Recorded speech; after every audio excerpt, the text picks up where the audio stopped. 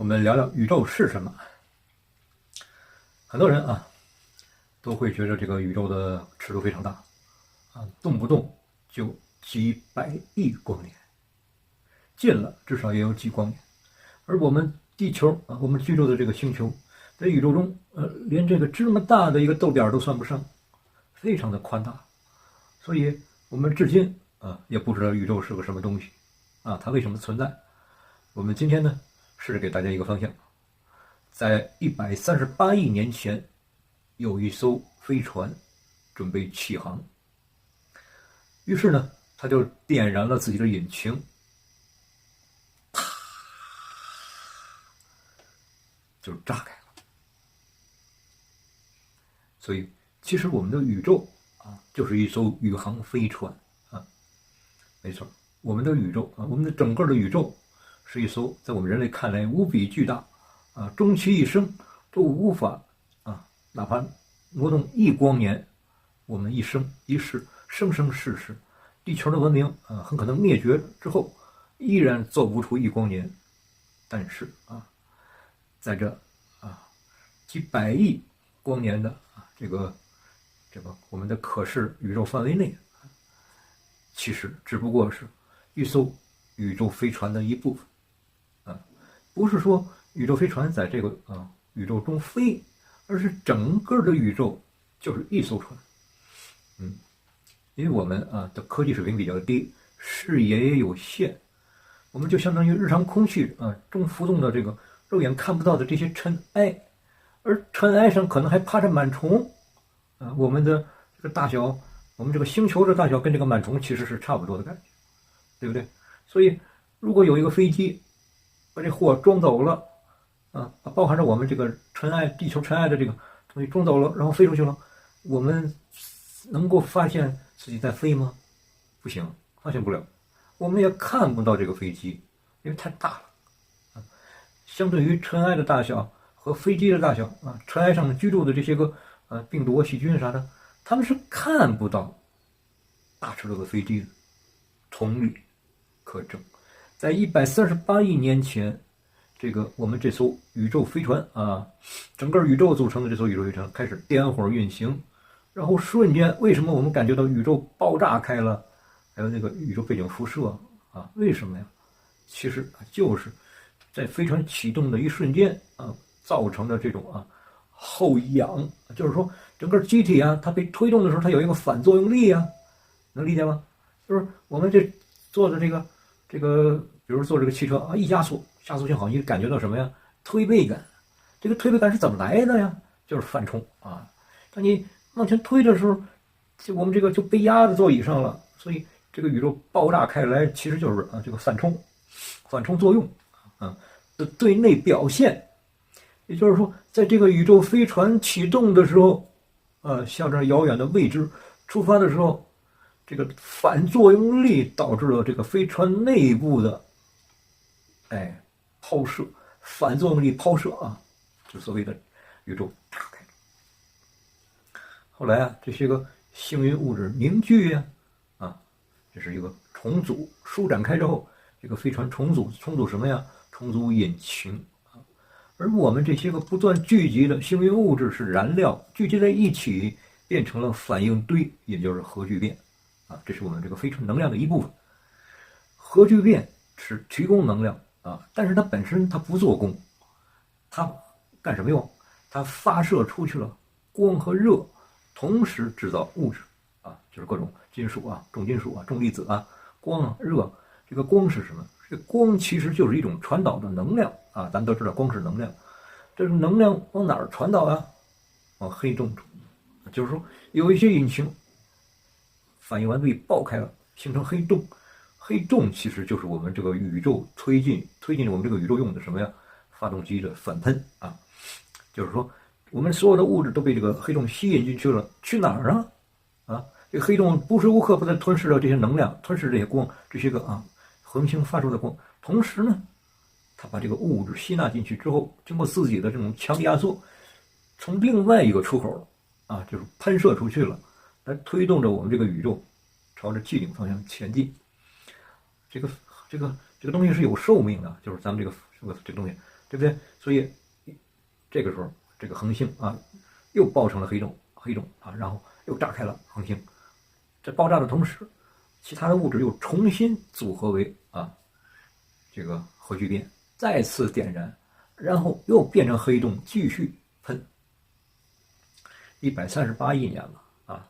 这个时间，我们地球仅仅45亿年，这个太阳也是45亿年，这至少证明这个宇宙飞船更换过3批引擎啊，或者10批，因为有大有小啊，不同的黑洞的作用是完全不同的。我们整个的这个宇宙的这个宇航飞船在飞行的过程中，不断的向我们感觉到向外拓展，为什么为什么感觉到宇宙空间的膨胀？就是这个宇宙这个飞船在朝着前面加速那一下爆开之后，这已经到了一个类似于这个我们到太空会产生失重的感觉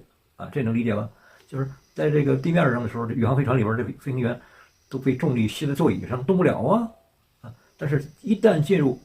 什么？进入失重状态的时候进入了失重状态，脱离了地球引力的时候，大家就都飘起来了。就是我们这个宇宙的膨胀，其实就是我们这个宇航飞船在最初的爆开之后进入到了前面一个失重的区域，或者说我们脱离了原来的出发的母港然后呢，这个宇航飞船，这个宇宙飞船里边装载的货物这些机体就处于失重状态，就朝外扩散开了这也就是我们所谓的宇宙空间膨胀不断的我们这个朝前飞。为什么宇宙空间膨胀一直没有停止过？因为它一直在朝前飞它带来的这种速度的体验，就造成了我们这个就是超外膨胀。你是不是从来没有想过这方面的东西？没错，这就是我们生命的短暂我们人类生命是非常短的，几千年而已，和这艘古老巨大浩渺的飞船相比我们甚至都不能算一颗螺丝钉我们顶多算螺丝钉上面的一颗装饰品。我们所依靠的太阳我们认为这个给我们光和热的太阳，其实它也是一颗反应堆对不对？它散发的光和热也提供了给了宇宙前进的动力。然后呢，我们只不过是搭乘在这艘宇宙飞船上面的某个宠物或者说某个文艺作品我们其实是什么？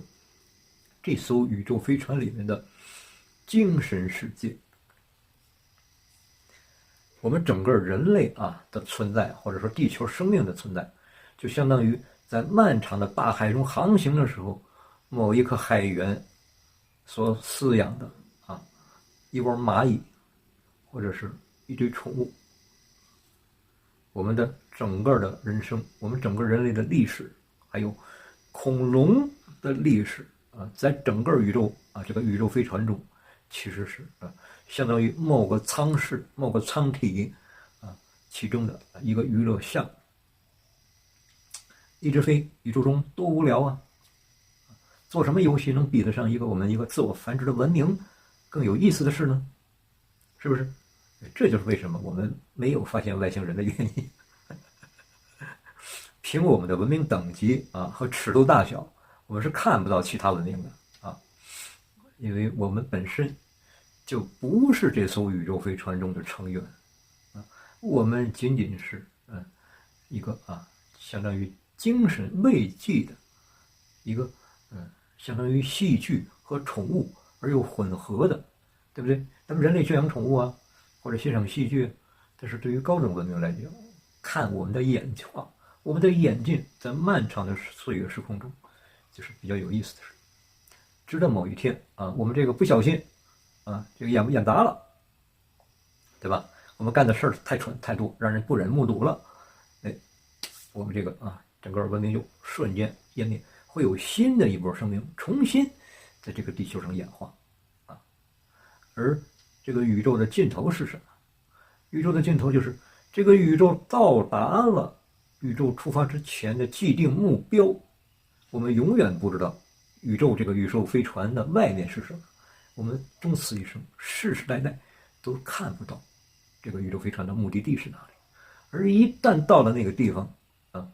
整个的宇宙会重新收缩啊，就是就像我们当初爆开一样，它到达目的地它会减速啊，减速停止的时候，我们整个的宇宙飞船会重新缩纳为一个点，而这个点会非常的便携。到了那个时候，我不知道是哪一天啊，你也不会知道。当到了宇宙啊，所谓宇宙终结的时候，其实就是宇宙会重新内缩为，因为到了目的地了啊，这个加速性消失，会重新内缩为啊某一个便携体啊，以备在下一次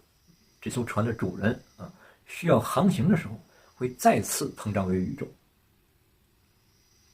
所以从这个角度上讲啊，这个宇宙的生命啊，相对于我们这个短暂的人类来讲，你是整个的这个地球上不多的能够得知宇宙真相的人之一。好，请点赞、分享、关注，咱们下期视频继续讲。